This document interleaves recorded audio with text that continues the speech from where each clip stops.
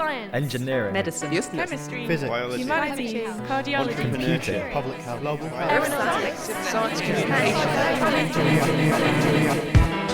Hello, I hope you're well. I'm Gareth Mitchell. Today, how much has radiation really affected the health of those living near places like Chernobyl?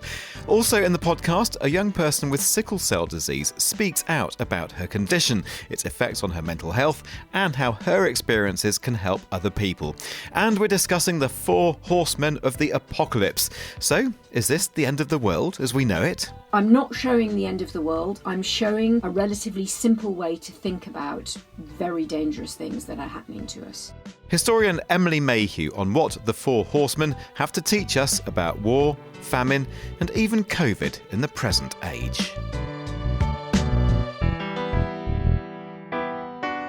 The Imperial College Podcast. Well, first, we're going to find out about some happenings around the college and Imperial's rather artistic, rather beautiful underbelly, I think we might say. So, Hayley Dunning, you have more on this. And can we start by talking about poetry? Yes, so 4 Imperial scientists have paired with poets to make spoken word performances. So it's a project called Experimental Words, where they've sort of joined together to explore the scientific interests in a new way. And who's involved? So our researchers include Martin Archer, who is a Stephen Hawking Fellow at Imperial for public engagement and also space physics, so he's a spaceman, and also Roger Kneebone and Sam Gallivan, who are both involved in surgical education and are interested in how surgeons perform and how they go about gaining the expertise for surgery. And then Sunday Popola, who is a teacher and researcher in engineering design, and he's very enthusiastic about the role that engineering plays in society. And by a happy coincidence, the launch of all this is, well, it's the day that this podcast comes out, isn't it? Yes, indeed. So you can listen to all these tracks and more if you search for Experimental Words. And also, I've interviewed all of our participants about what it was like to work with the poets, and you can find that on our news website. Great, that's imperial.ac.uk/news, folks. Check that out. So from poetry to music. I love this. Tell me more. So there's a huge COVID-19 study collaboration that has been turned into music. So it's the ISARIC 4C study. So ISARIC is the International Severe Acute Respiratory and Emerging Infection Consortium. And they existed before COVID-19, but their 4C arm is looking specifically at COVID-19. And it's a massive project that's co-led by Edinburgh, Liverpool and Imperial College London. And it includes over 200 scientists from 11 institutions and NHS teams from 350 hospitals to really study what we know about the disease, who gets it, how it progresses, how certain medications work, and all that kind of good stuff.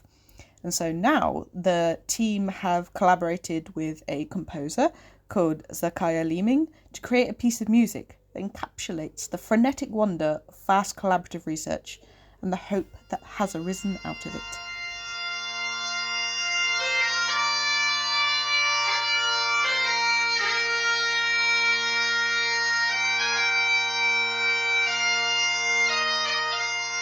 What is the piece called?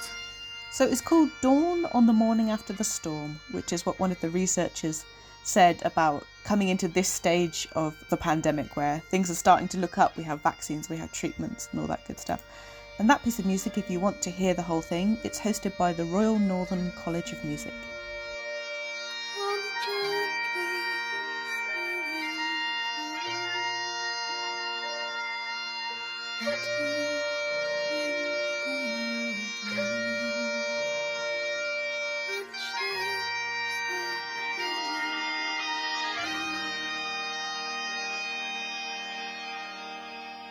Well, that is absolutely gorgeous. Dawn on the morning after the storm. As Hayley says, do seek out the full version online.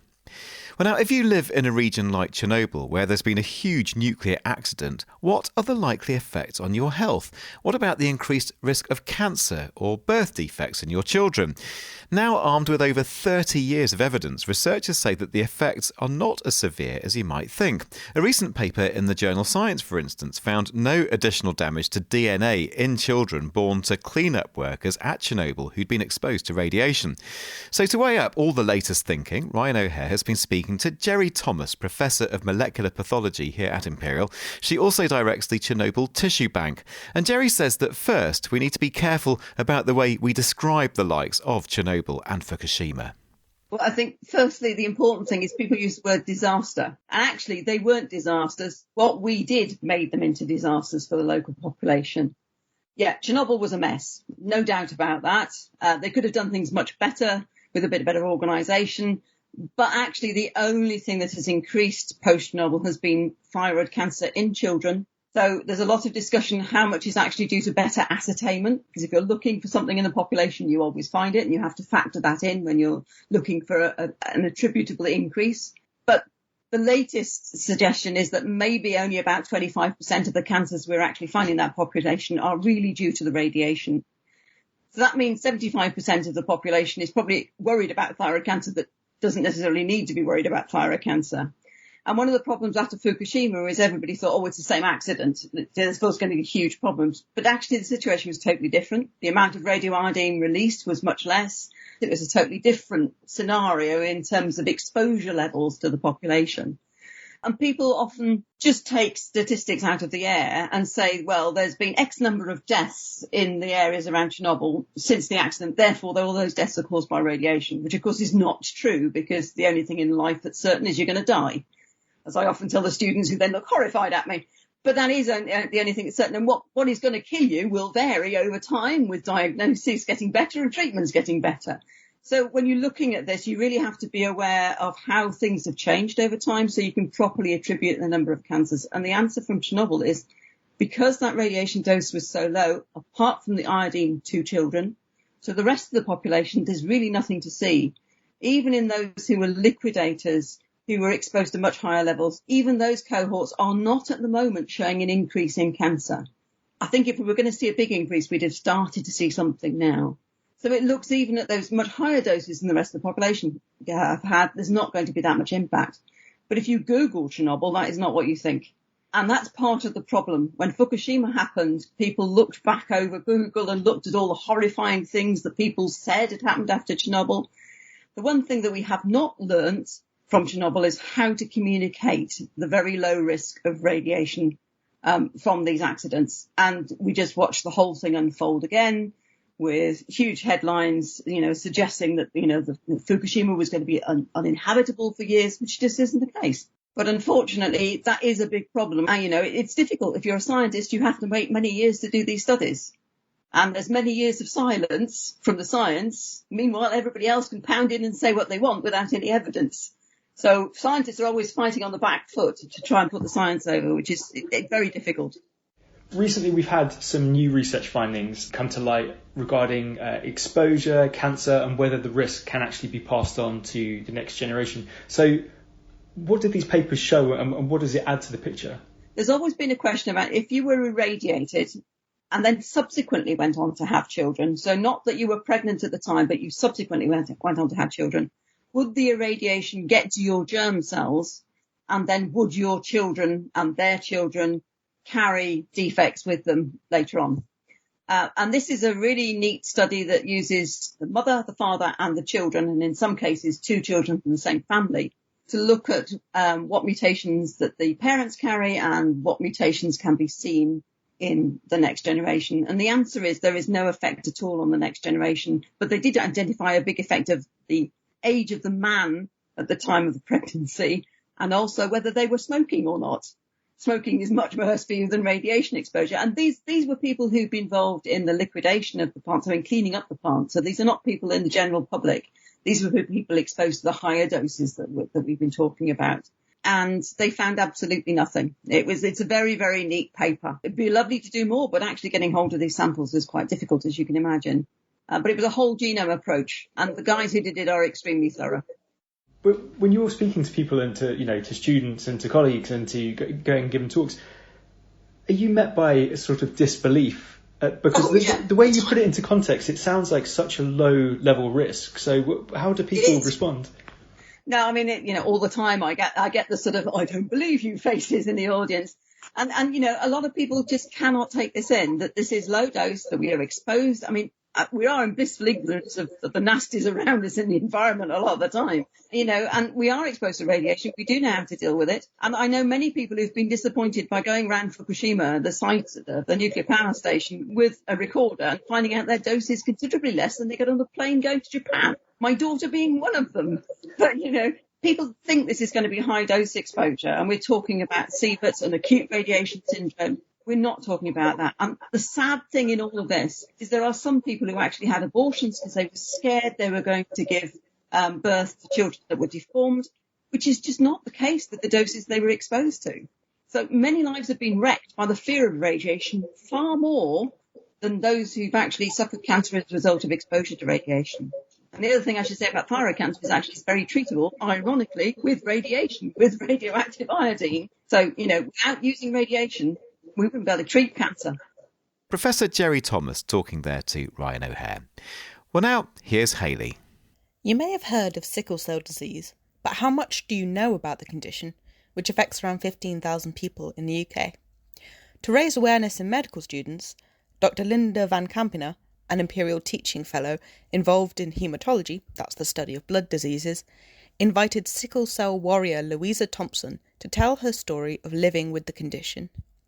Linda was so inspired by Louisa's story, she pulled together a team to create a project engaging schoolchildren and sickle cell patient friends and family to raise awareness of the disease and the associated mental health difficulties.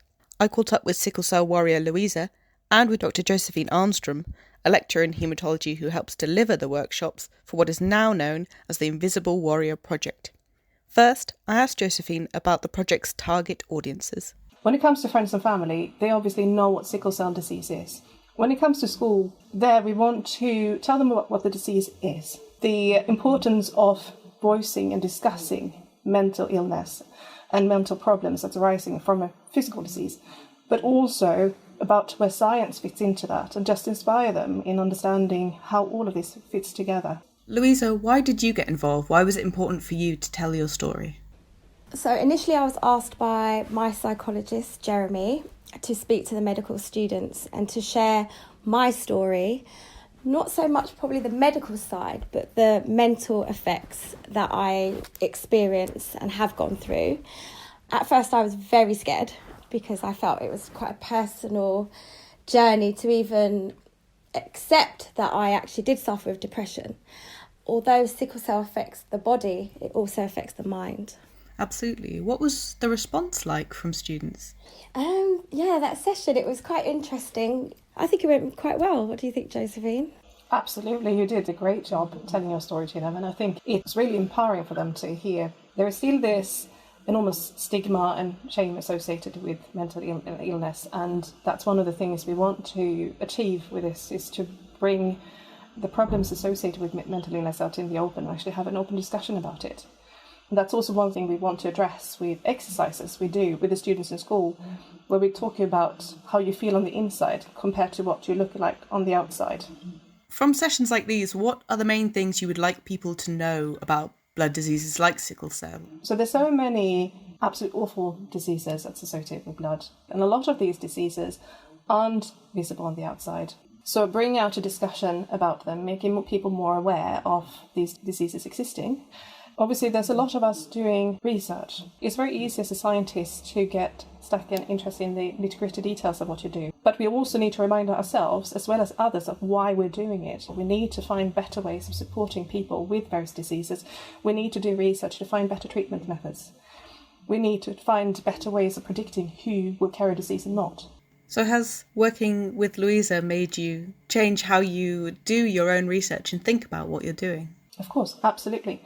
The more you communicate with people like Louisa suffering from these diseases, the more passionate you become about actually finding solutions and making sure that there's an actual purpose of trying to improve someone's life. So that has definitely been worthwhile. It's very inspiring as well to talk to a warrior like Louisa and how she's fighting with her disease every day. It actually makes you to believe even stronger in the research you're doing. Louisa, what are the main things you would like people to know about what it's like to live with these diseases? I think with sickle cell, everyone knows, okay, we have pain. But there's also other challenges that come with having chronic pain. The fact that we don't know when we're going to go into crisis. being able to keep a job, for instance. I found that very difficult because there's no warning. Schooling, I missed out on a lot of school. I was very smart, but if I was in hospital, I'm feeling so unwell. I didn't really want to do work. And for me, I think as well, I was stereotyped as quite angry. To be honest, like the angry black woman. I didn't even understand why I was angry until I had discussions with Jeremy, my psychologist, and I understood that anger is quite an easy projection to display. Instead of saying I'm hurt, I'm scared, because so much happening, your reaction is just, I'm just fed up and I'm angry. And for me, it was really important to tell people that, you know, not all sicklers, we're not just aggressive, angry individuals. Louisa Thompson speaking there to Hayley Dunning, and we also heard from Josephine Armstrong. Well, finally, you might expect a new book based on the 4 horsemen of the apocalypse to be a rather ominous read, especially after this past year of field hospitals, makeshift morgues and deserted streets. Yet historian Emily Mayhew's most recent work turns out to be more about hope and optimism than the end of the world, as Caroline Brogan has been finding out. Dr. Emily Mayhew is military medical historian at Imperial's Department of Bioengineering. Her latest non-fiction book, The 4 Horsemen and the Hope of a New Age, describes the role of ancient and pervasive forces, war, pestilence, famine and death in modern society. The work is really an homage to the extraordinary people, institutions and scientific advances that are holding the line against these horsemen. I'm not showing the end of the world. I'm showing a relatively simple way to think about very dangerous things that are happening to us. The meaning of apocalypse is broadly misunderstood. It means revelation. So what that section of the Christian Bible does is show you what might happen. So can we talk a bit about war? What's really interesting is the way that you give us a brief history of humanitarian aid in war, and I think that was started in the Battle of Solferino in 1859.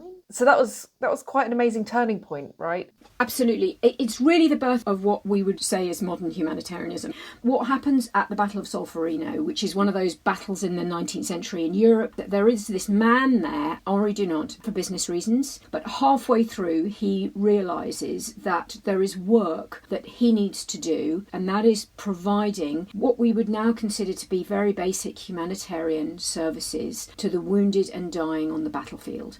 And the truly amazing thing about it is what he defines as their work then and there in 1859 is pretty much the same work that the International Committee of the Red Cross does now. And what he begins there is the Red Cross. And so it's treating the wounded no matter what uniform they wear, bringing them food, bringing them water, asking them what their name is, that someone somewhere will eventually receive a notification to say that he's a prisoner of war, he's wounded, or he's been killed. And this concept of neutrality doesn't matter what uniform you're wearing.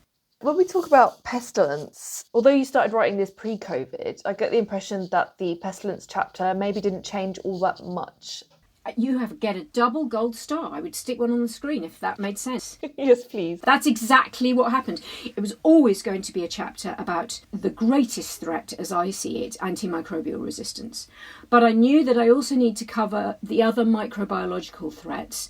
And so the virus that I chose was Ebola. Everything we've learned about pandemics, we learned from Ebola. And the Ebola vaccination is the real miracle of our time, microbiologically speaking, because they did it in 18 months. They went from nothing to 5 vaccinations. So everything that we've seen in our own country happened in West Africa. That was where the learning was done. Should we talk a bit about the 3rd horseman? Famine, yes.